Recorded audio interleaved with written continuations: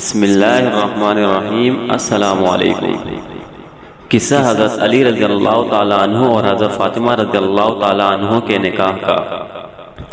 ناظرین گرامی، ماہ رجب سن 2 ہجری میں حضرت محمد صلی اللہ علیہ وسلم نے حضرت علی المرتضی رضی اللہ تعالیٰ عنہ کا نکاح سیدہ فاطمہ الزہرا رضی اللہ تعالیٰ عنہ سے کر دیا تھا، اور نکاح کا مہر 400 مسکال مقرر کیا گیا۔ علماء نے لکھا ہے کہ نکاح کے وقت حضرت علی رضی اللہ تعالیٰ عنہ کی عمر 21 یا 24 برس کی تھی، اور حضرت فاطمہ رضی اللہ تعالیٰ عنہ کی عمر 15، 18 یا 19 سال کے قریب تھی، علی الاختلاف۔ ناظرین گرامی، انعقاد نکاح کے لیے یہ بابرکت اجتماع بالکل سادہ اور رسومات سے مروجہ سے خالی تھا۔ اس مبارک نکاح کی تقریب میں سیدنا ابو بکر صدیق رضی اللہ تعالیٰ عنہ کی صدارت، سیدنا فاروق اعظم رضی اللہ تعالیٰ عنہ اور سیدنا عثمان ذو النورین و دیگر صحابہ کرام رضوان اللہ عنہم اجمعین شامل تھے، اور شاہد نکاح بھی تھے۔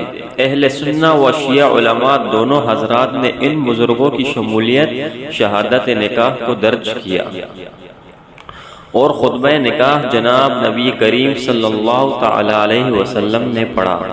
ناظرین گرامی، طبقات ابن سعد اور مسند احمد کی روایات کی روشنی میں رخصتی سیدہ فاطمہ الزہرا رضی اللہ تعالیٰ عنہ کے موقع پر آپ کو جو جہیز دیا گیا وہ ایک چارپائی، ایک بڑی چادر، چمڑے کا تکیہ جو کھجور کی چھال یا خوشبودار گھاس اذفر سے بھرا ہوا تھا، ایک مشکیزہ، 2 گڑھے اور ایک آٹا پیسنے کی چکی میں مشتمل تھا۔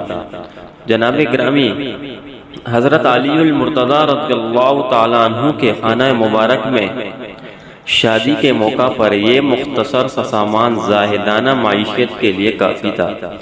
جہاں داری کی زیب و زینت کا کوئی نشان تک نہ تھا۔ حصول مکان اور رخصتی بھی حضور اقدس صلی اللہ تعالی علیہ وسلم نے حضرت علی رضی اللہ تعالی عنہ کے سکونتی مکان کے لیے اپنے ایک صحابی حارثہ بن نعمان رضی اللہ تعالی عنہ کے مکان کا ذکر فرمایا۔ جناب گرامی، حضرت حارثہ رضی اللہ تعالی عنہ پہلے بھی محمد صلی اللہ علیہ وسلم کی خاطر ایک مکان پیش کر چکے تھے، تو اس دفعہ حضرت علی رضی اللہ تعالی عنہ اور حضرت فاطمہ رضی اللہ تعالی عنہ کے لیے حارثہ بن نعمان رضی اللہ تعالی عنہ سے پھر ایک مکان لینے میں آپ صلی اللہ علیہ وسلم کو تردد ہوا۔ ناظرین گرامی، یہ بات جب حضرت حارثہ رضی اللہ تعالی عنہ تک پہنچی تو انہوں نے خود آن جناب صلی اللہ علیہ وسلم کی خدمت اقدس میں حاضر ہو کر عرض پیش کی کہ یا رسول اللہ صلی اللہ علیہ وسلم، میں اور میرا مال اللہ اور اس کے رسول صلی اللہ علیہ وسلم کے لیے حاضر ہے۔ جو مکان آپ مجھ سے حاصل فرمائیں گے وہ میرے لیے اس مکان سے زیادہ پسندیدہ ہوگا جو آپ صلی اللہ علیہ وسلم میرے لیے چھوڑیں گے۔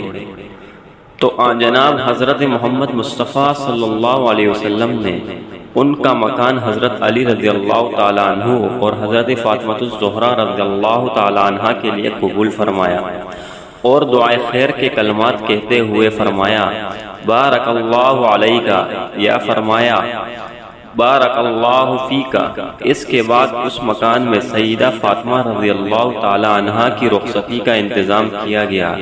اور جناب گرامی، اور مکان کی تیاری کے سلسلہ میں صفائی، دیگر ضروری انتظامات ام المؤمنین حضرت عائشہ رضی اللہ تعالی عنہ نے حضرت ام سلمہ رضی اللہ تعالی عنہ کی معاونت سے مکمل فرمائے۔ جناب گرامی، مکان کی تیاری کے بعد ذوالحجہ 2 ہجری میں سردار دو جہاں حضرت محمد مصطفیٰ صلی اللہ علیہ وسلم نے اپنی لخت جگر حضرت فاطمہ رضی اللہ تعالی عنہ کو حضرت علی رضی اللہ تعالی عنہ کے اس مکان کی طرف اپنی خادمہ ام ایمن رضی اللہ تعالی عنہ کی معیت میں پیادہ روانہ فرمایا۔ اور اس طرح خاتون جنت حضرت فاطمہ الزہرا رضی اللہ تعالی عنہ کی رخصتی اس سادہ سی تقریب کی صورت میں مکمل ہوئی جس میں مروجہ رسومات کا کوئی شائبہ تک نہ تھا۔ ناظرین گرامی، اور یہ امت کے لیے ایک علمی تعلیم کا بے مثال نمونہ تھا۔ اس موقع میں حضرت عائشہ رضی اللہ تعالی عنہ اور حضرت جابر رضی اللہ تعالی عنہ فرمایا کرتے تھے کہ حضرت فاطمہ رضی اللہ تعالی عنہ کی شادی سے بہتر اور عمدہ شادی ہم نے آج تک کوئی نہیں دیکھی۔ ناظرین گرامی، دعوت ولیمہ۔ ناظرین گرامی، اس مبارک تقریب کے بعد دعوت ولیمہ کا ایک مختصر سا انتظام کیا گیا جس میں جو کی روٹی، کھجور اور کچھ پنیر سے اپنے احباب کے لیے دعوت طعام ترتیب دی گئی۔ یہ اس بابرکت شادی کا متبرک ولیمہ تھا جس میں نہ تکلف تھا، نہ تصنع اور نہ ہی قبائی تفاخر مد نظر تھا۔ ناظرین گرامی، دعوت ولیمہ ایک سنت طریقہ ہے۔ اس سنت کو نمود اور نمائش کے بغیر نہایت سادگی سے ادا کیا گیا۔ اہل اسلام کے لیے اس میں عملی نمونہ پیش کیا گیا۔ ناظرین گرامی، جب انتظامی مراحل مکمل ہو گئے اور رخصتی بھی ہو چکی تو آن جناب صلی اللہ تعالی علیہ وسلم حضرت علی رضی اللہ تعالی عنہ اور حضرت فاطمہ الزہرا رضی اللہ تعالی عنہ کے مکان تشریف لے گئے۔ اس موقع پر مناسب حال نصائح و ہدایات ارشاد فرمائے اور زوجین کے لیے دعائیہ کلمات کہے جس کا ترجمہ یہ ہے، یعنی اللہ زوجین